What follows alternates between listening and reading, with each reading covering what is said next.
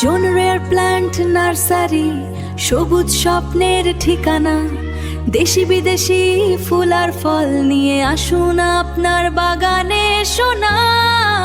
Cactus, orchid, indoor plant সব এক জায়গায়।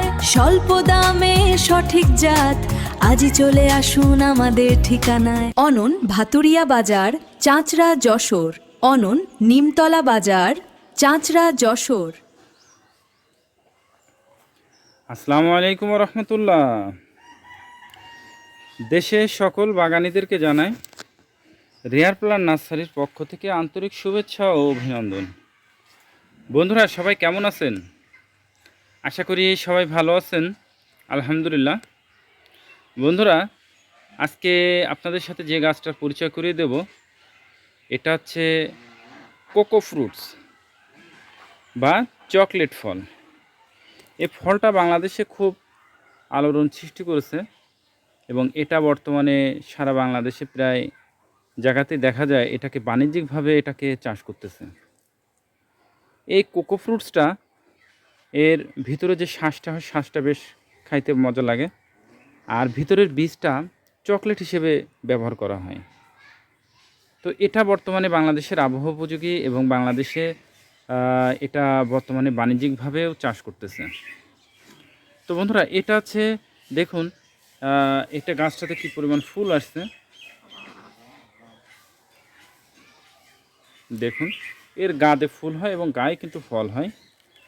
আপনাদের কিছুদিন আগে মনে হয় আমি একটা ভিডিওতে দেখাইছিলাম যে আমাদের বাগানে গাছে ফল আসছে। দেখুন এই যে ফুল আসছে, দেখুন এর গায়ে ফুল আসছে, ছোট ছোট ছোট ছোট ফুল আসছে।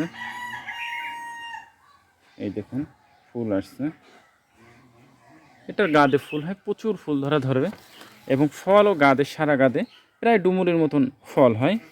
ফল ওরকম ধরে, কিন্তু ফলগুলো বেশ বড় সাইজের ফল হয় এবং দেখতেও খুব আকর্ষণীয়। বন্ধুরা, এই গাছটার পাতাগুলো কিন্তু অনেক বড় বড় পাতা হয়, দেখুন পাতাগুলো অনেক বড় বড়। আর সবচেয়ে মজার বিষয় দেখুন, এই পাতার আমি গাছটা যখন ইয়ে থেকে নিয়ে আসি, আমি খেয়াল করি নাই, যখন যেখানে গাছটা ছিল আমি ওখান থেকে নিয়ে আসছি, খেয়াল করি নাই। নিয়ে আসার পরে দেখতে পাচ্ছি যে এটাতে একটা পাখির বাসা আছে, টুনটুনি পাখির বাসা। দেখুন টুনটুনি পাখির বাসা, যেহেতু ওরা দুইটা পাতাতেই ওদের ঘরটাকে কমপ্লিট করে ফেলায়। এই দেখুন দুইটা পাতার মধ্যেই বাসাটা করেছে, বেশ বড় বাসা এবং সুন্দর কারুকার্য করে বাসাটা করেছে। দেখুন বন্ধুরা,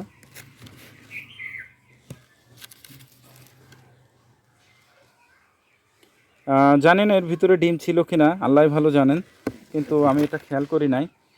আনার পরে যখন এখানে এসে আপনাদের সাথে ভিডিওটা শেয়ার করব, তখনই দেখি যে এরতে আপনার পাখির বাসাটা ছিল। তো যাই হোক, আল্লাহ ভরসা।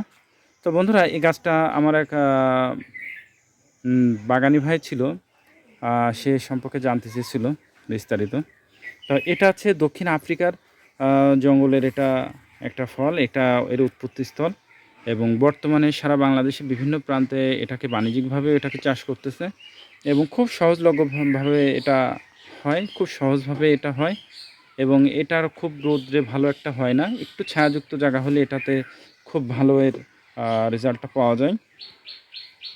তো বন্ধুরা, আমাদের সংগ্রহে এই কোকো ফ্রুটসের অনেক গাছ আছে, বড় গাছ ছোট গাছ দুই সাইজেরই আছে।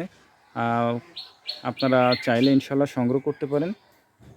আপনারা বসতবাড়ি বা পতির যে জমিগুলো আছে সেখানেও এগুলো লাগাইতে পারেন, যেখানে কোনো ফসল হয় না বা ছায়া আছে, বা বড় গাছের নিচেও এগুলো লাগাইতে পারেন। লাগিয়ে খুব সহজে আপনারা ফল পাবেন ইনশাল্লাহ।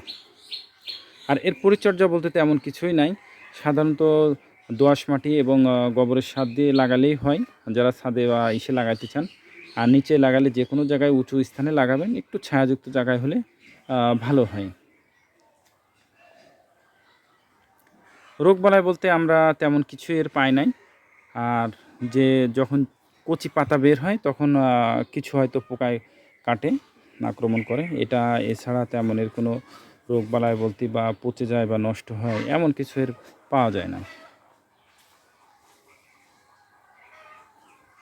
তো বন্ধুরা, আপনারা চাইলে এমন গাছ আপনারা সংগ্রহ করতে পারেন আপনাদের ঘরের কোণে বা উঠানের আঙিনার পাশে বা ফলের বাগানের এক কোণেও এই গাছগুলো লাগায়ে আপনার চাহিদাগুলো পূরণ করতে পারেন। তো বন্ধুরা, সকলে ভালো থাকেন, সুস্থ থাকেন। আল্লাহ তাআলা যেন সেটাই করেন যেটা আপনার, আমার এবং আমাদের দেশের জন্য কল্যাণকর। আসসালামু আলাইকুম ওয়া রাহমাতুল্লাহ।